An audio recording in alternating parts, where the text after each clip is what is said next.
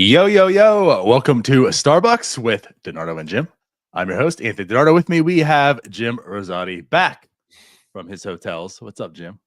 What's going on? Good morning. Good morning. Sorry I'm a little late today. I woke up at my normal time, and then I realized my computer was still in my backpack from my trip. Right. My microphone was still in my luggage. My AirPods are apparently dead. It's a mess. It's a mess this morning. Happy Monday. Happy Monday. Hey. And my mouse is dead. So yeah, there's that. Wonderful. Wonderful. Well, like when Pittsburgh 22 says, let's go Bucks, that's all that matters. We are 2 weeks away, basically, from pitchers and catchers. 16 days. This is incredible. This is incredible for two reasons. The fact that we're 16 days away from pitchers and catchers reporting. I mean, that's fun. That's good. That's really good news. I get excited about that because baseball is right there. It's happening. But also we're that far away from pitchers and catchers reporting, Jim.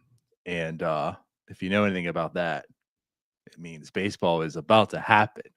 And I don't know if the Pirates have a team. Technically, they do. Yeah, they've got a team, and I think it's just frustrating because you had Dan on Wednesday night when I wasn't here, and I think the main takeaway from that I got was this team's not bad. Like No. there is a decently high floor on this team, barring a catastrophe to the pitching staff. This team isn't bad. They're not like this isn't a team that's going to go out there and lose 95 plus games. They're not even really capable of that, like with the roster that they put together, outside like some catastrophic events happening to the staff. But Right. the ceiling just isn't there. Like you look at this team and they're like, Vegas says this is a 76.5 win team. That's where their line is, right? Mm-hmm. If you go to Bet Online, that's what you'll see. Zips says they're around a 500 team, which I could see. I could see that. But the ceiling, like, can you see this team win 90 games? And that's where it comes into play. Where like, is the division even in play here? Because someone's going to win 90 games. It's going to be the Brewers. It's going to be the Cubs. It's going to be the Reds. It's going to be the Cardinals. One of those teams is going to do it. Right. Which one it's going to be, I don't know. I feel like you've got a lot of teams kind of clustered in that 500 range with the Pirates, Reds, Cardinals, and then the Cubs and the Brewers being, kind of the step above those two teams. But yeah, we'll get into all of that, but it's just like they're so close. They're so close, and they just haven't done anything. That's the frustrating part. But BetOnline continues to be the world's most trusted betting platform and your number one source for online betting in 2025. Whether you're a seasoned fan or a first-time bettor, BetOnline is your ultimate game day companion with the largest selection of odds on everything from football, the NBA, college basketball, to NHL and UFC. BetOnline is number one sports betting source for the new year. From touchdowns to three-pointers and hat tricks, BetOnline has you covered on every game, every play, and every win. BetOnline, the game starts here. So you asked, like, can they win 90? There is a world that happens, right? There is a universe that happens because Jack Swinski is back, better than ever. Nick York, right? He leaves Boston. He changes that swing. He has that offseason. Like he actually is pretty good. Billy Cook's defense is impeccable, right? He lines up to be the perfect suit of a platoon guy, right? Paul Skeens, you know what he is. Mitch Keller comes back and shows the world, I am that guy. Jared Jones gets that third pitch from Brent Strom and just is a master out there on the mound, right? Henry Davis comes back and says, you know what, I'm going to learn how to hit, and he does it. Endy Rodriguez comes back from injury and says, this is why I was a top hitting guy once and a top prospect, and Brian Hayes is back, says, I'm leaving you healthy. You're good. IKF gets traded at deadline and we get a real shortstop. Yes, like there's a way, right? There's a way this team wins 90. The issue, Jim, is it's not probable. And that's my issue with this whole offseason as well. Is are you setting the team up for that success to begin with? Are you looking at it with a clear lens, rational thought process, and saying, you know what, I've done all I can do to make this team good, to give Derek Shelton the tools, right, at his hand to win. And that's where I think they fall short on. I don't think they're setting this team up for success. I think they're saying, well, this happens, that happens, that happens, that happens. We can, but there's a good chance all that doesn't happen. And therefore, the end of the year, if you don't make it, it's just another excuse of why you didn't make it. But I digress. Let's dive into this a little bit here. I mean, that's the cool thing we're talking about this today is because, yeah, we've kind of been eyeing Zips. And Zips is cool because it's reliable in the sense of projections. And all the NL Central projections are out. And, you know, we are fresh off coming off of Dan talking about the Pirates projections. But, yeah, Zips is released now. It's the Cardinals projections. So you're seeing a portrait of the entire NL Central right now. And it's kind of interesting. So I think it's worth talking into. And we'll also talk about some MLB top 100 lists come out to Baseball America, MLB Pipeline. The Pirates, of course, headlined by Bubba Chandler this year. And we'll talk more about Bubba. So we'll talk about that here a little bit as well. But yeah, let's kind of talk about, you know, the landscape of the NL Central now that all the projections are out. What stands out to you, Jim?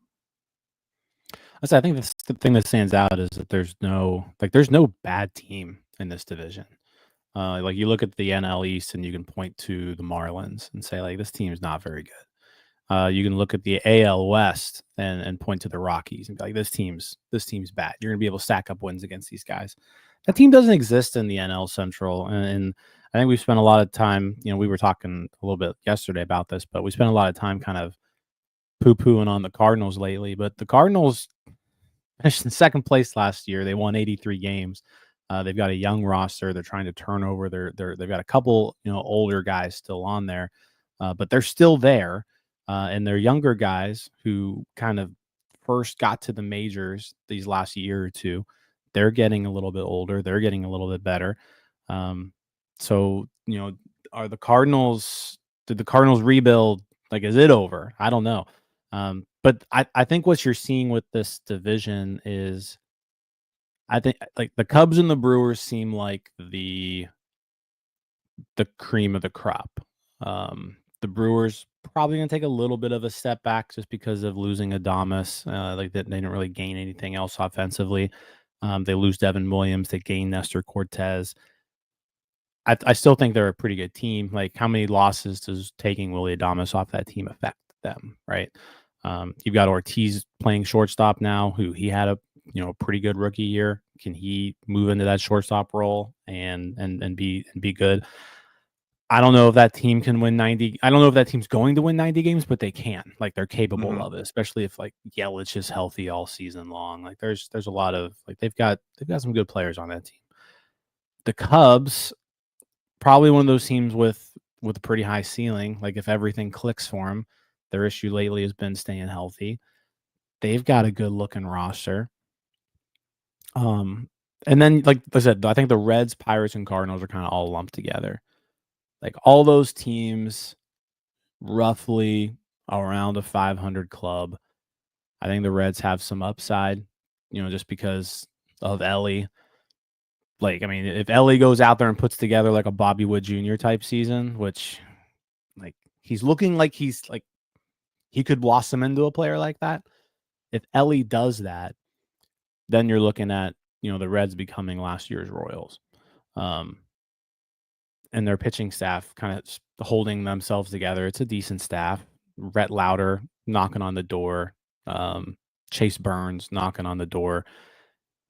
There's a lot to like about the Reds, I think. And like I said, there are things to like about the Pirates. And Dan talked about them. Like, the pitching rotation is good. Like, they've got depth there. The top of it's good. There's players in the lineup that you can like really rely on now. Like between Reynolds and Cruz, like those are guys that you can rely on them to be pretty good hitters at this point. It's just the variables. So like the Pirates' variables are, what if this guy clicks? What if this guy clicks? What if this guy clicks? They can get to that maybe like 85 win tier. Mm-hmm. The difference is like if you look at a team like the Reds, like just for example, if this guy clicks, this guy clicks, this guy clicks, does that team do they push even higher? So I feel like those three teams, Cubs, the Cardinals, Pirates, Reds, are sort of all in the same boat right now. They need things to happen. They need to avoid certain things from happening. I think all of them have a relatively high floor. I think the Reds probably have the highest ceiling out of all those teams. But the Cubs and Brewers still look like, on paper, the best teams in this division. What I don't like is a lot of people writing off the Brewers. Like I want to start there, kind of like how you did. Like even what you said, just to some level. I don't know if they've really have gotten, like everyone's like, oh, they're dropping off. They've gotten worse. I don't know if I truly believe that. Like I know losing Willie Adames hurts, right? It does, and I guess like realistically, you can say they've probably theoretically have gotten worse, but I don't think like to this level. I think some people are like counting them at. Yeah, Joey Ortiz came over in that trade, and let's talk about the trade. Like when they traded Corbin Burns, we all thought, okay, it's time. Like they're going to probably retool. Like they're not entertaining the division. Probably like this is go time. And what they do, the 190 games won the division without Corbin Burns. Now they lose Devin Williams. They gain Nestor Cortez. I'm again maybe biased, maybe just my personal feelings. I love that trade for the Brewers. I love it because their rotation's getting kind of nice again. And Jackson Chourio, Christian Yelich, a full year of Christian Yelich. The difference too, you talk about, there's some players that you like with the Pirates. Like there's some guys that can hit. You name two guys. You went Reynolds and Cruz, and then you stopped. And that's kind of the issue. That's what I'm alluding to here. But when the Brewers come, Jackson Chourio, that guy could be an absolute stud. I mean, he was basically a 4-war player last year and wasn't all that good the first half. Christian Yelich, full year of him, MVP caliber guy. Sorry to word it this way, but since Andy Haynes left, he's refound that MVP caliber swing. Injuries, made him have half of a year basically last year. You give him a full year again. William Contreras. How about that trade with the Braves, right? Rhys Hoskins kind of comes back and does what he's done every other year outside of last year. Really good hitter, and it's just like you kind of go down the list and like that lineup's still pretty good. You look at the rotation. I mean, that rotation, Freddie Peralta, Woodruff comes back, Cortez is there. So it's I'm not tying it to the Pirates. Pirates still better, but like that's still a solid team. And I think so many people are discounting the Brewers because of the Devin Williams trade for Nestor Cortez. I think the Brewers got better in that deal. I think, right, the Yankees got something they needed. Like it benefited both teams. So the Brewers look pretty good. And going out to the Cubs, like absolutely, the Kyle Tucker trade solidifies everything. Now they added Ryan Presley. Now I'll say my little side on that. Ryan Presley's velocity has come down a little bit. Expected numbers come down a little bit, but his stuff is still really, really good. He's got really, really good stuff still. And I'm not like going to discount him. I don't think he's the guy that like he used to be, but that helps that Cubs team. The Cubs team is really good. So there's two teams in there that like pound for pound safely going to be atop the division. They've set the team up. Brewers could have probably done still some more. Cubs probably typically could have done some more, but they've done things to set them up for success this year. They've already had success, at least the Brewers, right? The Reds, everything you said, absolutely true. The Reds and Pirates being similar in zips makes a lot of sense because there's a lot of variables in both teams. The Reds have done some stuff this offseason to maybe help solidify the floor a little bit. You can argue that, but they have some upside guys. And that's also like the difference too. When the players of the Pirates hit, like if Henry Davis can hit, if Nick York can hit, there's still very limited ceilings on that. The guys that the Reds have, if they can hit, there's some high talent there. And like that's kind of the difference, like you're alluding to, like as well. Like they have the highest probably ceiling potential. So and then the Cardinals, I'll tell you what, some behind the scenes here, Jim. You said it last night. And I don't know how it happened. I forgot all about it. But the Cardinals were what, second place in the division? They were above 500. I don't know how. And everyone's discounting them, me included. And it's like now look at the Zips all over again, this team. It's like, because the fact that they are like, it seems like Arenado's there. I think everyone's assuming Arenado's going to be gone, but he's still there. And since he's still there, you got to count on him as there. And this team isn't bad, like you said. I don't think they have anywhere near the ceiling to fight to the division. Like I'm still not focused and worried about the Cardinals for those reasons, but the Cardinals are there, and they're going to be a solid enough team that it's still a fight to beat them. So yeah, like right now, look at this division. It's Cubs and Brewers, and then everyone else. Yeah, it's kind of crazy actually. The more I look at the Cardinals, the more I actually like their team, to be honest. Why? That bothers me, but it's I true. know. It is though. Like you look at the young guys, and I think the difference is like having someone like Mason Wynn on your team who hit the ground running last year, 3.6 WAR. He actually ended up turning around. He hit fairly well too. But like when you're that good of a fielder, when you can handle yourself at the plate, you're going to be a pretty valuable player. Wilson Contreras is just, he was really good as far as, offensively speaking. Mm-hmm. Brendan Donovan, just again, a good season. Jordan Walker, Victor Scott, two prospects who haven't figured it out yet. So if those are two guys that they're relying on, like those are two fairly highly rated prospects that are young still. I mean, Jordan Walker is still only 22. Like I feel like Jordan Walker has been floundering in the majors for a couple of years now. He's still only 22 years old.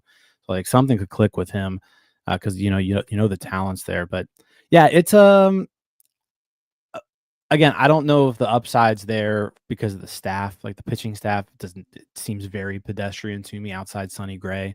Like I don't trust, like you can't trust Eric Fetty to go out there and do what he did last year again. You can't trust Miles Michaelis to really do anything at this point with how old he is. Right. So like there's the pitching staff doesn't scare me, but offensively speaking, like this Cardinals team, they can play defense and they seem like they might be able to hit a little bit. But yeah, I think just like I said, the main takeaway I had from all of this, just looking at all the rosters in the NL Central, is like there's just not a bad team. No one's bad.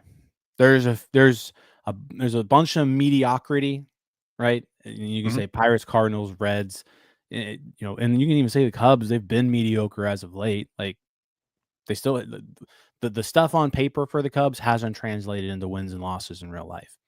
The Brewers are the only team where they've like shown on the field they can win games, and I trust the Brewers to probably more than any of these other teams, that they're going to get the most out of their guys. They're going to have a good pitching staff. They just always do. So like the Brewers, there's kind of a certain trust level right now where they look good. They're probably going to be good. Yeah. The other teams, there are things to like about all of them. Cubs probably more than any of the others. Adding Kyle Tucker was huge. We haven't even mentioned his name yet. I mean, you're adding an MVP candidate, but it's just like I don't trust any of the other four teams at this point. The Reds, changing the manager, that definitely helps too. Going from David Bell, who I thought was the worst manager in baseball, to Terry Francona, that could make an impact. We're going to see this year how much does a manager make an impact or not? Because I think that's kind of what you'll see with the Reds. The Reds didn't really change anything this offseason. They haven't done anything this offseason outside swapping India for Singer. That was really all they did. So, Yeah, like what kind of impact does Terry Francona come to that team have? The thing about that argument though is I don't think it's totally fair, because if they are really, really good, well, it's Terry Francona, but then you can say, well, obviously all these prospects developed and they had a better year. Like that could happen as well.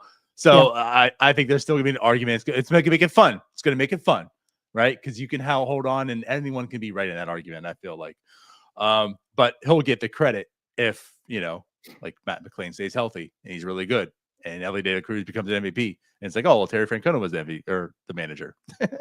So anyways, but all that is true. All that is true. I feel like I trust the Cubs. Like I get what you're saying, but like I think they've done enough. They're there. Like they're there. They're right there. I trust the Cubs will, right now on paper, are better and can be better than the Pirates, and the Reds, and definitely the Cardinals at this point in time. But again, like you have to play baseball. Things can happen. There's still variables, no matter how much you set yourself up for success. It's just, of course, you got to set the team up for success, and that's kind of where I have my issues at, because there's still, like, when you look at that Cardinals zips up I had there, right? You look at the team, clear hole in center field, clear hole in right field. Right field is Jordan Walker, though, like you said, one-time big prospect. Still very, very young. Like it could click for him, but so far it hasn't done so. And I mean, same argument I have for them, like for the Pirates I'm giving. It's like, well, are you negating some of that risk? Are you doing what you need to do to ensure that right field's taken care of for them? And they're not. That's good for the Pirates, right? But for the Pirates' sake, the same thing. The clear hole in right field for them. I'm not really satisfied how how shortstop's rounding out, but I mean, there's a floor to it, I guess you can say. The ceiling is just very, very limited with IKF, but like they haven't really addressed right field yet. There's just so many variables of this lineup. You're hoping, like Nick Gonzalez, you're hoping Brian Hayes stays healthy. There's a lot of hopes there, like we keep talking about. And again, like that's just where I'm at with the Pirates. Can they be good? Like they absolutely can be good. Like I get that, and that's what makes this so frustrating, and that's why we have these talks of this offseason, because they can be. But it seems like what's most probable is they're going to be right around a 500 team, and that's what's going to make you, I feel like, well, actually, if they really, really bad, that'll make you really upset because you're this far into the rebuild as well. But that's what makes you really frustrated now, is because they are so close. Like that's what we've been talking about right now. As you set up the show with, they are so close. They're so close. And if this team misses out by just minuscule games, right? 1, 2, 3 games, whatever it might be, you look back at this offseason, and I'm sorry. And I know it's not done, and there is still 16 days left, or 12, 16? Yeah, 16 days left. 16 days. Till pitch and schedule report. I mean, moves can still happen per se. Trades can happen.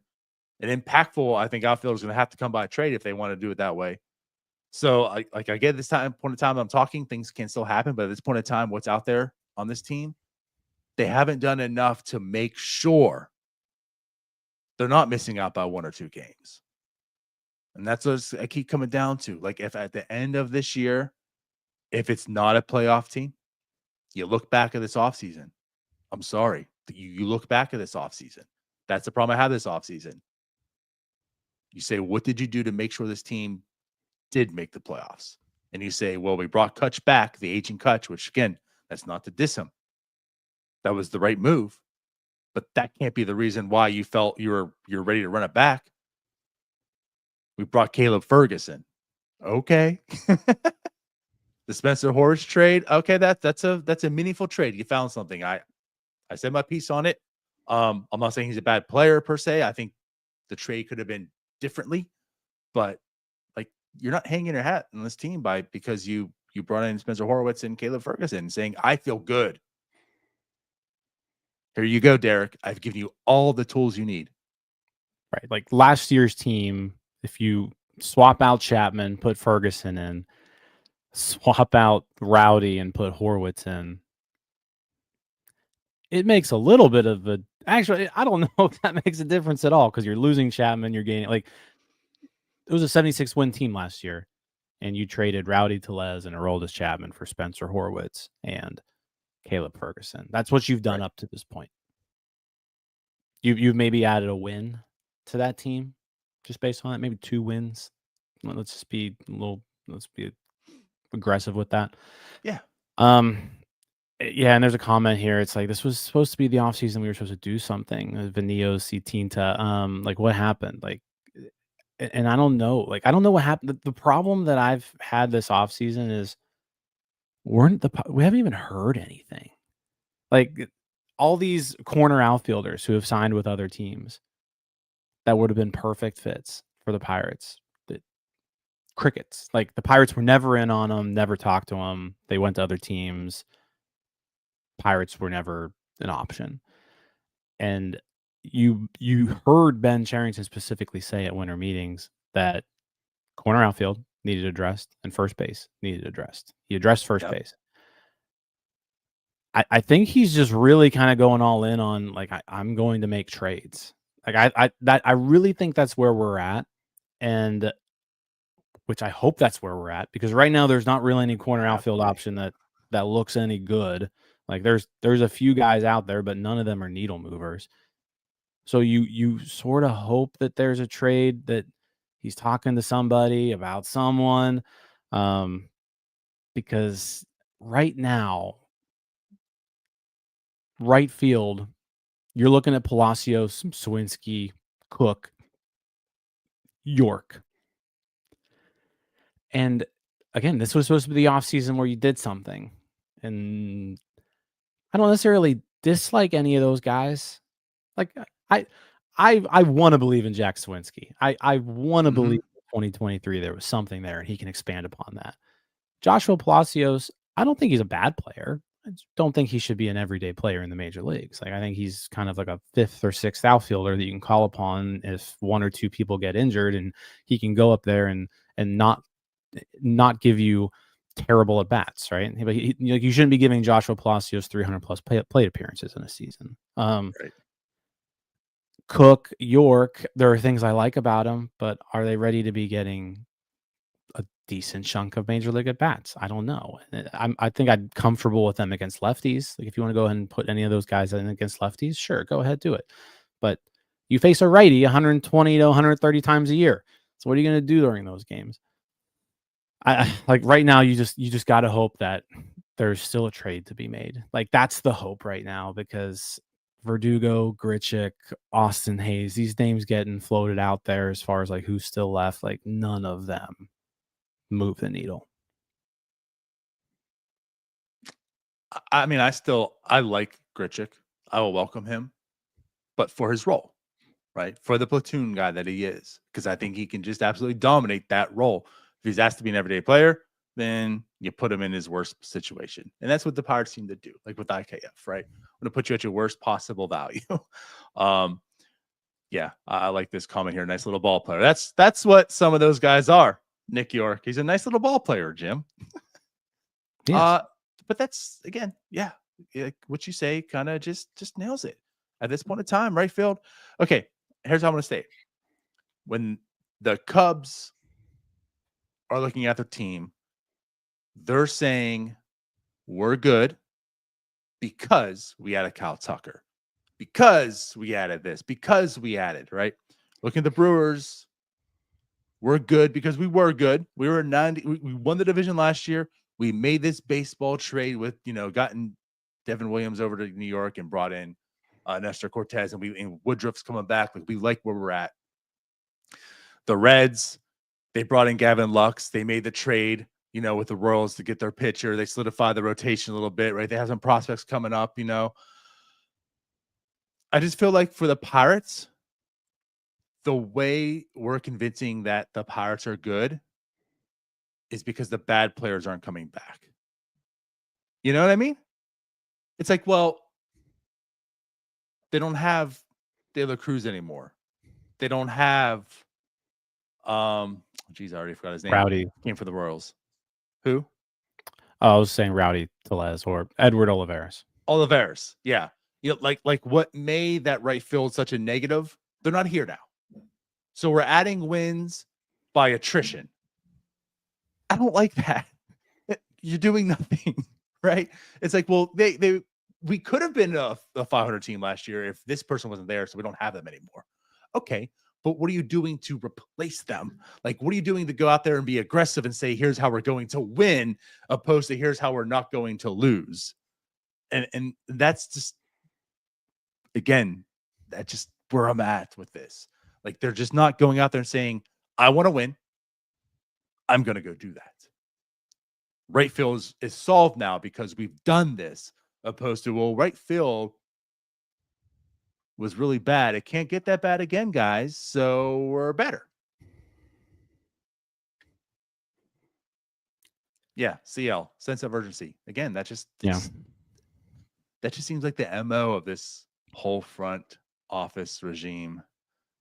Just the urgency. There's just zero. Sometimes it works to your benefit, but like if that's all you are, here's where we are. And again, there's still some time to make something happen, but that time, that window's getting smaller and smaller and smaller every day. Listen, the free agency market is pretty dried up. It's pretty dried up. So yeah, if there's not a trade to be made, there's not an impactful move to be made at this point. The other thing too is like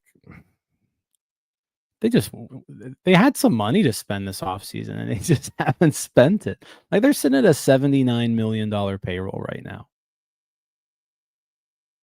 Everyone we talk to that has, knowledge about, these sorts of things, didn't expect us to break 100, but like to get pretty close to it. So like, where's that money? Where's the $20 other million that everyone thought that we had that we were going to spend this season? I don't know. $20 million. You could have signed Anthony Santander. Like what any one of those outfielders we talked about. You could have signed any of those outfielders that the Pirates were never in on, never heard of it. Like their payroll is down from last year. You had a season last year where you were gifted the greatest pitcher of all time. Like the greatest pitcher in baseball arrived in the majors and he's on your team. And your payroll now is less, $8 million less than what it was last year. Mm-hmm. Again, it's supposed to be the offseason. You were supposed to do something. It's supposed to be the offseason. You're supposed to try. Where it just doesn't seem like that's happening. The Spencer Horwitz trade, that was something.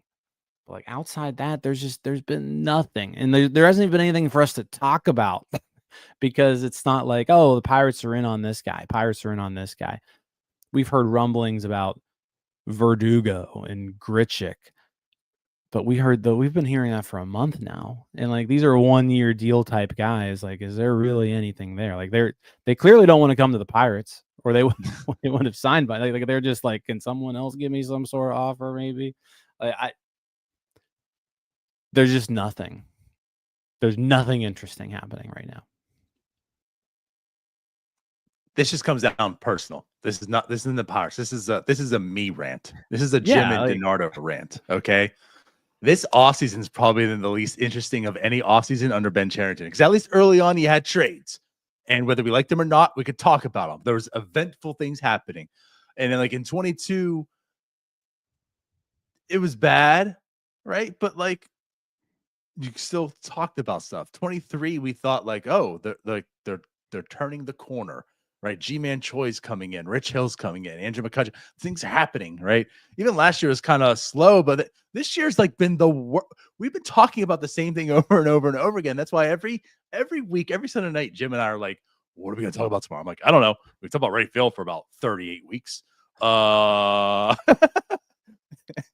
It's right. The same thing over and over again. And again, this is a personal rant. All right, this isn't to pass on and say why Ben's doing a poor job, whatever. It's just my personal rant is this offseason has been completely boring, uneventful. It has been tough to talk about the Pirates at least twice a week. Yeah, outside winter meetings, like there was stuff to talk about in winter meeting, and we even mentioned that like last year winter meetings we were there and like nothing happened. This year stuff happened and we got to talk about things, and like that was an eventful week for us. But outside that, like you had Andrew McCutcheon signing, which we all knew was going to happen anyways. And then you signed Caleb Ferguson. That's the off season. Right. That's it.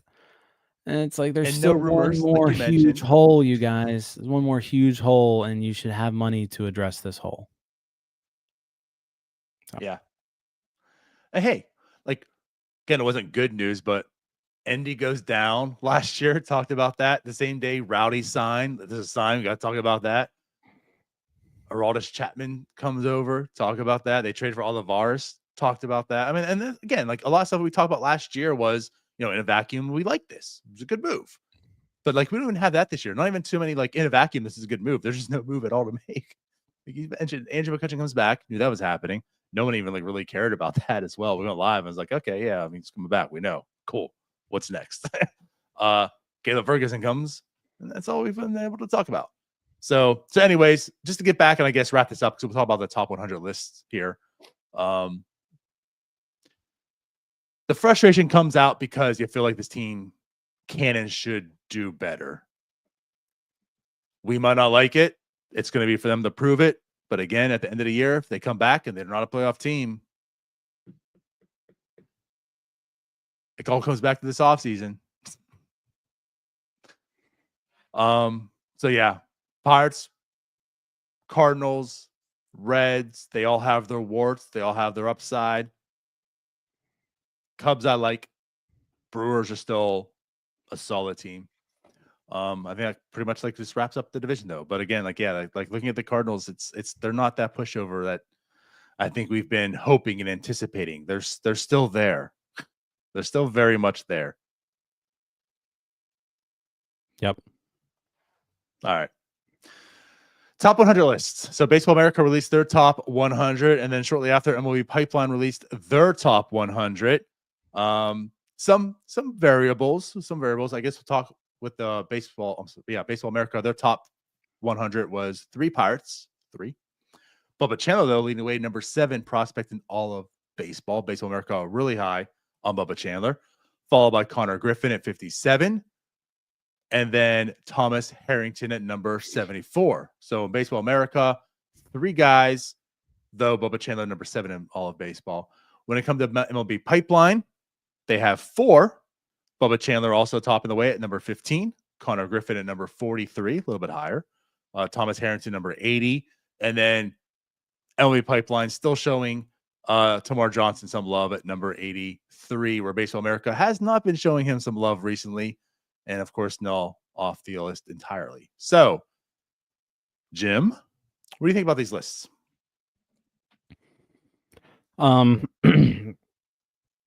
Let's start with Connor Griffin. Everybody the list kind of seemed to be in a consensus there that he's a middle top 100 prospect, 43 on Pipeline, 57 on Baseball America. Seems about right. He hasn't really played hasn't played any affiliated baseball yet. Right. So you've got to, you really want to kind of see what he can do once he's facing, top tier competition day in and day out. I'm curious to see where he starts this year. I really want to see if they can push him, push him to Greensboro, but we'll see. But no, I think he slots in about where we would expect him to. He was the number 9 overall pick, number 1 high school bat out of the draft. Top 50-ish prospect seems pretty fair. I'm just really with him. I'm curious to just see how the season goes. I don't really have a whole lot of expectations behind it. I really just kind of want to wait and see who's Connor Griffin. His draft profile was basically, there's a ton of upside here. He's super toolsy. It's just a matter of can all those tools come together? I like prospects like that because when the tools do come together, you get a pretty special kid. It's just the Pirates haven't had a whole lot of success putting guys like that all together in quite some time. So can they do that here? I'm curious to see how the development starts off with him. What we've seen lately is those bats who enter the system at the lower levels. You see really high walk rates. You see some balls hit over the fence, but you see strikeouts, right? So that's kind of been just the MO lately with those lower level prospects. So I want to see if he can avoid the strikeout rate. yet still hit the ball hard, show his speed, make contact, make good contact. The power, I'm not really looking for that right now at age 18. Like if it's there, cool, but like that, like I don't need to be seeing 15 homers in Bradenton, for Connor Griffin. I said Greensboro earlier. I meant Bradenton. Like I don't have to see that right now. Power can develop later, but like hit the ball hard, have a good approach, don't strike out, get on base, steal bases, play good defense. If I can see that out of Connor Griffin this year, I'll be pretty happy. I agree. To the standings and rankings, 57 and 48 for a guy who, 43 for a guy who hasn't played baseball yet. I think just backs up again. I mean, they drafted number 9. They drafted a really, really good prospect. Like he fell to them. For a team that's picking number 9 to get this type of a player, that's a win. So, like, again, kudos to Ben Cherington and the Pirates for getting Connor Griffin, right? They fell on his lap. They took him. This kind of shows the talent, how the industry looks and views him. Like you mentioned, very, very toolsy. I mean, this guy has star power. This guy can kid. This kid could certainly be a star one day. Like those are the tools that he possesses, the skill set he has.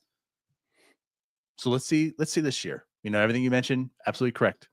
Can't really say it much better. So let's give him the pro baseball. Let's see what he does. And again, this could be a real win for the Pirates. Bubba Chandler, I want to talk about him because, and Jim, to give you success, you've been the highest on him for the longest. We've always had this debates like, will you trade Bubba Chandler for who's this person? Will you trade Bubba for this person? And I've always kind of leaned towards I would, because like this team needs to get good and he's still a prospect and there's still a lot of risk with him.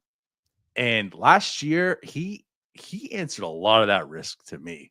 And I think I'm Jim. I'm where you're at now. I'm Bubba Pilled. I'm where you were a year ago with Bubba. Just he's untouchable for me. I think the sky is the absolute limit for him. What he is putting together with what he already possesses, I love Bubba Chandler. And again, you're already talking about this really good rotation because Paul Skeens, who we know Paul Skeens is going to be a stud, right? Mitch Keller, I can get every side of the argument to him. Outside of he's not a good pitcher. He's a good pitcher. What he is, I think, still remains. Maybe he just was what he is. He has all the talent and tools to be this front line, but kind of settles in the middle of the rotation, which is fine because there's also Jared Jones who possesses a lot of talent. And if he can get that third pitch, he can easily be a number 2 guy on any rotation. A lot of projections are putting him at like the 30th best pitcher in baseball, right? So if you already have a 1, 2, 3 of that, I think Bubba Chandler can, if he reaches that ceiling, even comes anywhere near it, can be the number 2 of that team, which makes Jared a 3 and Mitch a 4. Like that's what Bubba Chandler can do. And I'm high on Bubba Chandler. And Baseball America apparently is at 7, and even MLB Pipeline at 15. It's still the 15th best prospect in baseball. Bubba has honed in on that control. He's become a pitcher now. And damn it, Jim. I'm excited. Yeah, you should be. There's a lot of reasons to be excited. As far as pitching prospects go, Roki Sasaki number 1, Jackson Jobe number 2. Those are the consensus 1-2 guys. But then Baseball America has Bubba Chandler next on that list. As far as right-handed pitching prospects, I think when it comes to just pitchers in general, still he's right there behind Jobe on Baseball America's list. The upside's huge. It's huge. And what I've liked about Bubba Chandler this entire time was the stuff just being incredible. The strikeout stuff seemed to have been, durable. He's got like that prototypical starter's body that you want, like workhorse type of guy. His age, like how young he is. And then like so the thing that stuck out to me was like he's never been a full-time pitcher until 2 years ago. So the one thing that like you could knock on him was his command, and he walked a lot of people. Well, that's just something that takes time to develop. And so last year, that was the difference, right? Last year you saw him take a step forward with that command. His walks went way down. And so when you start facing better competition, which is what he did last year, he was in AA and AAA, you're still striking out a ton of batters, but now you're walking less. There's not a whole lot of guys who show that type of progression. So the fact that he's now been a full-time pitcher for 2 years, and he's just continued to improve and improve and improve and improve every step of the way. It's impossible to not be excited about the guy. I think he has a monster ceiling. Paul Skeens exists, so like I don't think he's ever going to be the best pitcher on this team, but I think he has the ability to be pretty darn good. Yeah, and so does everybody else. Everybody else thinks he's going to be pretty good too. Pipeline has Andrew Painter ahead of him, barely, but yeah, I mean everybody basically has him as a consensus top 4 right-handed pitching prospect in baseball. And I think he's probably he's 3 behind Sasaki and Job for me. I mean, I think there's a lot to like about Jackson Job, but yeah, he's 3, which means he's like that's an ace. It's an ace potential, right? Painter was that guy. He was that guy, but injuries have derailed him. And there's still a talent there, and I guess the MLB Pipeline is still looking into that. But again, like I don't know if you can really trust that after the injury. I still wait and see. He certainly has the talent to be up there, like with Bubba Chandler and them. So like it is what it is. It's like a total knock on the rankings, or whatever. I mean, that's how I view it, and I can understand it. But again, Bubba Chandler, yeah, he's either the 3rd best prospect or the 4th best prospect as far as pitchers go, with each of these. And yes, that's what you were alluding to. Like this guy has ace stuff.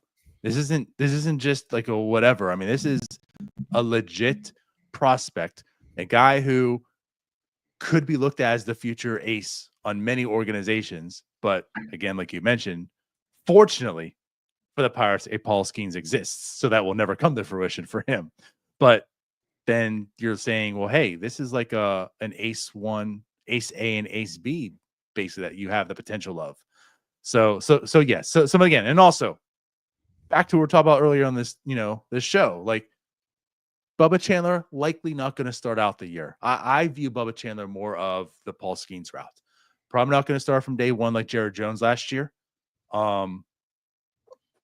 Makes sense. You can argue it. They're going to monitor innings. That way he's available for playoffs. We can have that conversation later, another time, but that makes sense. Whether you think they're a playoff team or not, I want them to think they're a playoff team, and I want them to craft this season so they're best for the playoffs. And I think doing that route is beneficial for Bubba, beneficial for the team. They don't really need him. The pitching staff is very, very good, right? So it's not like he has to be there because of need like Jared Jones last year. So I think that he won't start from day one, but he's going to be there. And I have a lot of hope for him. And that can make this rotation nasty if he's what he, can certainly be. So yeah. And then the other thing too is like that. What really sucks is like, yes, Roki does count as a prospect. So yes, Roki will be there for PPI and the Dodgers, and he's going to start from day one. And I'm sure I'm confident he's going to take Rookie of the Year. So sucks for Bubba in that sense. He just has to be there. Like all the rookies last year that, like for Jackson Merrill, who had to just be there because, he had to be there the year that Paul Skeens was there. Like, yeah, Bubba's he's going to be the Jackson Merrill potentially this year. Like he had to be there the year Roki's there.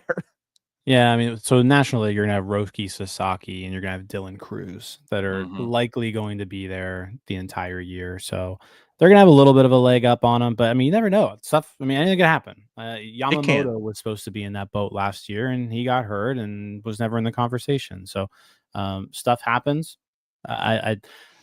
Paul Skeens last year pitched 160 innings. I think that's probably like the limit that you can put on Bubba Chandler this year.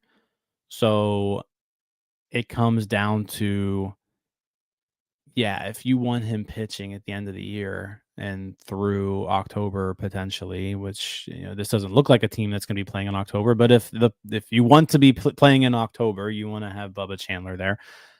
I agree with you. I think it's best suited that his innings are maybe not monitored. They're monitored a bit the first month and a half or so in AAA, where they don't really matter. And then once he kind of does what Skeens, like, he doesn't have to do what Skeens did. What Skeens was doing in AAA was ridiculous. But like, once he's proven to you, like, hey, I'm ready. I'm ready. You guys could use me now. Let's get this thing going. Then you start taking the handcuffs off. You start him off, 5 innings, 6 innings, and by a month in the majors, he's free to go. That's where I see this going. I don't know if they call him up as quick as they called up Skeens. I think Skeens just like forced the Pirates' hands. Like, it looked like a Danny Almonte Little League World Series situation when Skeens was in AAA. It was like, who's this 18-year-old kid striking out these 11-year-olds? Let's have some mercy on these AAA hitters and make it so that they don't have to face this guy anymore. It's never going to get to that point with Chandler. He's just going to, but if he looks really good and he shows that he's ready, then, let him show you when he's ready. I do think, though, there is a scenario where he can start with the major league team.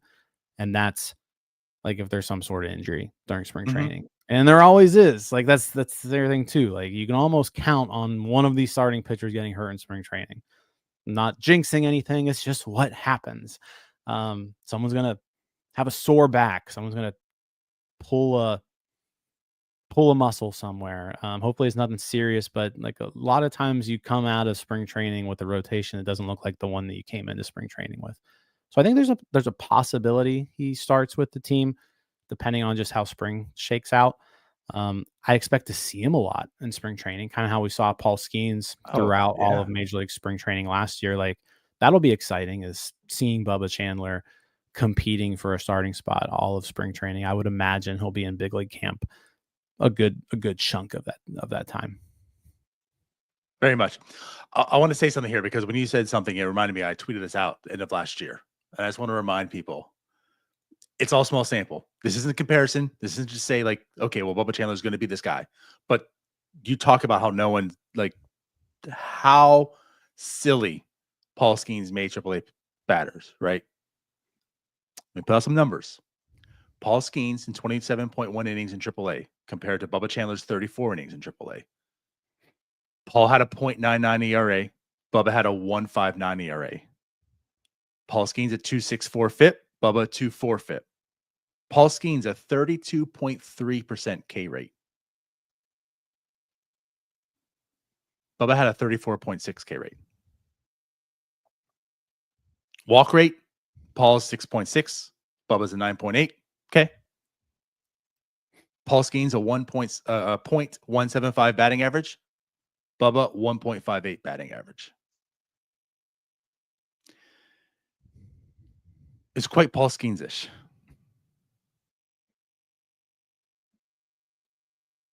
Yeah. And again, this isn't to say Bubba, like I said in the tweet, this isn't to say Bubba Chandler is Paul Skeens.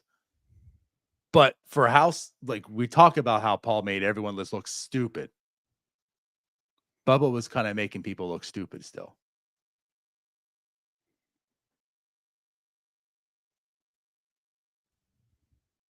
Those are his 6 starts in AAA.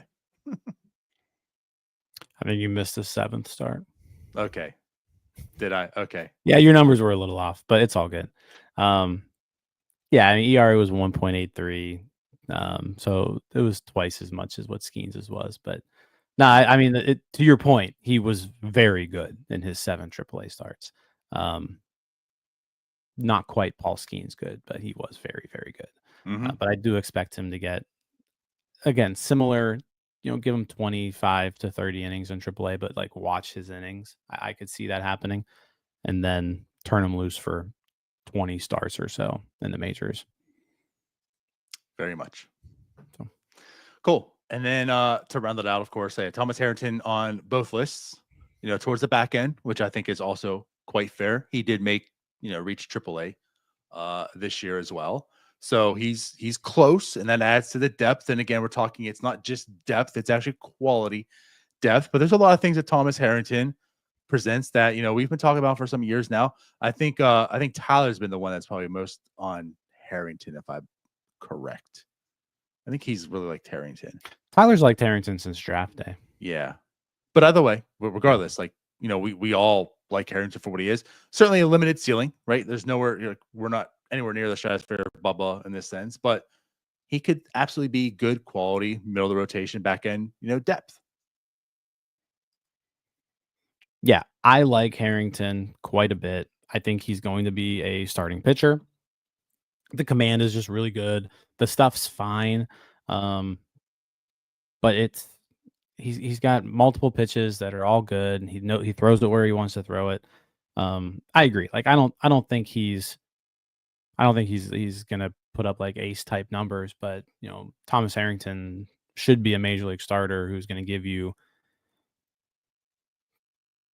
I mean, I could see Thomas Harrington eventually like giving you Mitch Keller type seasons, if that makes sense. Like 2 to 3 WAR seasons pretty consistently. That's what I think he could turn into. That's probably a best case for him. But at a worst case, like he's someone who you can start 30 times a year and you're not gonna get mad because he's doing so. I do think too, like if we're talking a trade, like if there's one good player who you could probably afford to trade, it's maybe him. I would only do it like if you have to. Like I don't want to trade Thomas Harrington, but like if you have to trade him, like I think this is where the cut line is. Like you don't trade Connor Griffin or Bubba Chandler, but if the trade is right and it's impactful enough, then I think you could move Harrington. But I like him a lot, and I think the reason why I like him is the reason why a lot of other teams would like him too. Well, right. I think we joke a lot. It's like every fan wants to give away the bad players to get the good players, and it's going to take a good player to get a good player. And I'm with you. It's not like I'm trying to dangle Harrington and say, get this guy out of our organization. I like him. I would like him to be a Pirate. But in reality, I want this major league team to be better. And they have a lot of depth that we've been talking about the pitching. And like you said, it just makes sense that you're not trading Bubba for all the reasons we talked about. So you're probably going to entertain the Thomas Harringtons because you got to give away a good player. You can't, you can, I guess, if the team's terrible, but the likelihood is you're not, right? So you got to give a good way player. And that's what Thomas Harrington presents. Like he is that type of guy. He is a good prospect. Teams will want him. So you have to have good players to make a trade to get good players. So it's a real possibility Thomas Harrington can be traded. Absolutely is. Yeah, and I don't want this to be like every time I bring up Thomas Harrington in a trade, I think it's Penn says you guys are always trying to trade away Thomas Harrington. It's like no, I'm not trying to trade away Thomas Harrington. It's just like if there's an impactful trade to be made, he could be a guy who could get you an impactful player. Right. That's all. So. It's not a knock. It's actually a nice thing to say. Like right. Thomas Harrington. You're actually really good. Yeah, like this is a compliment, Thomas Harrington. Like Thomas Harrington, you're good enough to get a good player. Like right. It's a compliment to him and a slap to Ben for putting this organization in a situation that you need to be traded. Yeah, we shouldn't. If there was a good offense, you know what? Stick around, Thomas. We love you. Unfortunately, the offense doesn't look quite there yet, and we need someone to get it there, and unfortunately you're good enough to do it for us. Yeah, I know. Someone put it in the comments too, just real quick. Ashcraft. Yeah, Ashcraft isn't on there. I mean, injuries are just really hurting him. I feel he has the stuff, but I don't think he's pitched over 80 innings ever. No, so far. It's just always getting injured, and it's like, I mean, do you really trust that? So he has a lot of talent. I like him too, but he can't stay available. Yeah. And then, so Tamar, not on Baseball America list, but he is on Pipeline still. I don't know what much more to add. I mean, we've been talking about him. It's just very up and down for him. There's a lot of good things to like, but there's a lot of things that like scratch your head. And everything you talk about with Connor Griffin is kind of like the Tamar path. He walks a lot, strikes out a lot. Strikeouts come down a bit. hits for power, but like the average isn't anywhere near you thought it was going to be. So, and I don't know how much you trust the 5'7", 5'6" maybe kid to possess the power that he has. I mean, is he gonna be Altuve for his career to make up for that? I don't know if you can trust that. He walks a ton though, but still, like the strikeouts are more than you really wanted to see from him. And again, the average is certainly not where you thought it would be. Yeah. The strikeouts definitely looked better last year. Like in 2023, he struck out 26% of the time. Last year, he struck out 21% of the time. So that was a positive development. It's really just it's hard to get a grasp on him because, and Murphy says this when he comes on the show too. Like it's hard to really get an understanding of who these hitters are until they get to Altoona. Because in Bradenton, like you got pitchers in Bradenton who there's velocity, but like not much else. So they're just throwing the ball all over the place. I mean, he walked 22% of the time in Bradenton. Mm-hmm. Yeah, then you get to Greensboro and you're in this boom box where you hit the ball in the air and it's a home run. When you get to Altoona, you start facing real pitchers with real command, real breaking stuff. And you're playing in a ballpark that is a little bit less offensive friendly. So now it's a matter of, okay, you're going to start in Altoona this year. Show us what you got. He's going to be 21 years old, so he's still really young. He's actually in a very, very similar boat to where Liover Peguero was at 2 years ago, right? Like Peguero had that really good season in the lower levels, started off in AA, and it was like, all right, now that you're in Altoona, let's show us what you got. And Peguero kind of floundered a little bit his first season in AA at age 21. Then, he repeated AA, looked a little bit better at age 22, and he never really did anything in AAA. So you want to see Termarr do what Peguero didn't do, and that's like hit the ground running in AA, show that, yeah, I am deserving of this top 100 prospect status. I am a major league starting second baseman or shortstop or whatever you want to pretend that he is. I think he's a second baseman, but Pirates are still putting him at shortstop every now and then. But I think this is an important season for him, but he's young enough that like he can afford to repeat a level if he needs to. So like this is his chance to be like, I am good. Like you're either a really good prospect and you're going to excel right now, and then you're going to keep getting better and you're going to move through the system, or he's going to falter a bit. He's going to take him a little bit of time to develop. I think we just got to be patient with Termarr. Like he is who he is. He's not fully developed. I still don't really know what type of player he's going to be. He came into the draft with this crazy hit tool. Now the hit tool's not there, but the power's there. So it's like, who do you want to be? Who do you want to be? Show us this year who you are. So I kind of taking a similar approach to him as I am Connor Griffin, in that, all right, we've seen you do a lot of things through these lower levels.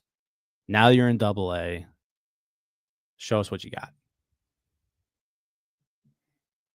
Fair. Just to point out, June 11th, he turns 21. So, right. I mean, he's basically 20 half the time this year.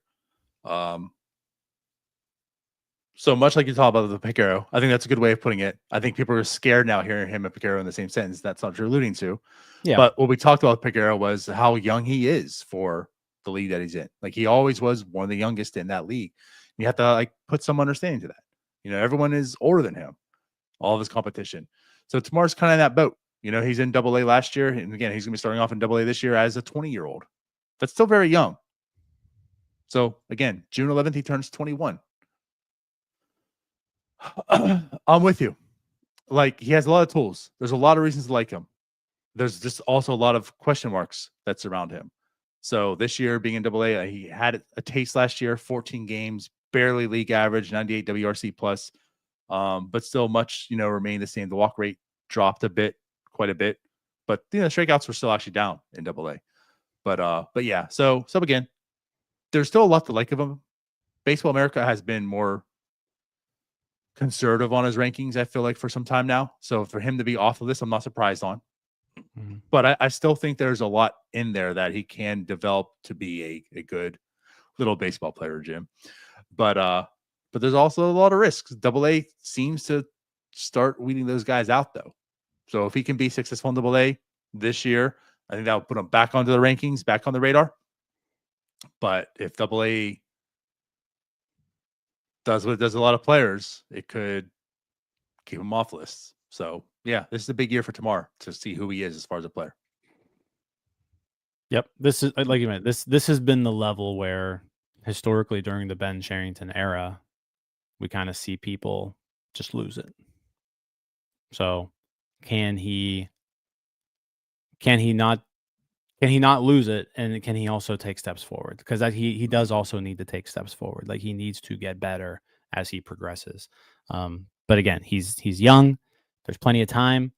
If it doesn't click this year, he'll be 21 next year in Double A. Yep.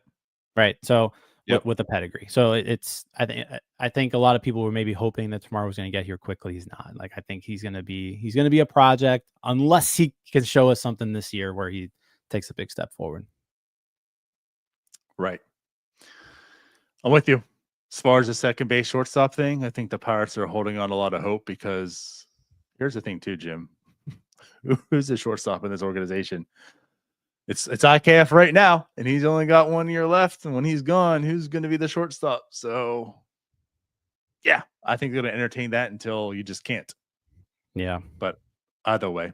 All right, cool. Well, I think that wraps up our show. Is there anything else that you want to add or talk about? No, let's do something. Let's give us something else to talk about here. Very much. Cool. Well, let's get out of here. Appreciate you all for watching. As always, go ahead and like, subscribe, do all the fun stuff. We appreciate all of our members and Patreons. And then, hey, Jim, you mentioned 16 days away from pitchers and catchers reporting. We are less than a month away from NS9 reporting. So February 22nd, we arrive in Bradenton. We'll be doing our first pregame show February 23rd at LeCom. I'm excited. Baseball's coming back, baby. All right, Jim, we out of here? Yeah, let's get out of here. Let's get out of here then. We'll see y'all later. Bye-bye. See you guys. All right, that wraps up this episode of North Shore 9. Thanks so much for tuning in. Whether you're listening on the podcast or catching us on YouTube, if you enjoyed the show, please give this video a thumbs up, and don't forget to hit that subscribe button if you haven't already. It really helps us grow. And if you're listening on the podcast, a quick review goes a long way in helping others find the show. Plus, be sure to tell a friend about us. There's always room for more here in the NS9 community. And for those looking to support us a little more, consider joining our Patreon, become an MVP member, and get exclusive perks while helping us continue to bring you more of the Pirates content you love. Thanks again for all your support, and let's go Bucks.